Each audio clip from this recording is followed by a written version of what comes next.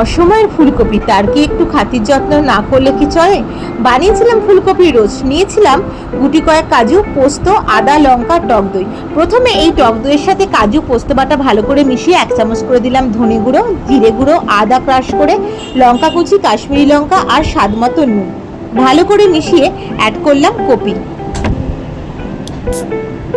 ভালো করে মশলার সাথে মিশিয়ে 15 মিনিটের জন্য ম্যারিনেট করলাম। এরপর কড়াইয়ে তেল দিয়ে দিলাম গোটা গরম মশলা ফোড়ন। স্মেল উঠলে কপিগুলো ছাড়লাম আর চাপা দিয়ে হালকা আছে একটু বাদামি করে নিলাম। তারপর দিলাম বাদবাকি মশলা আর চিনি আর পরিমাণ মতো জল।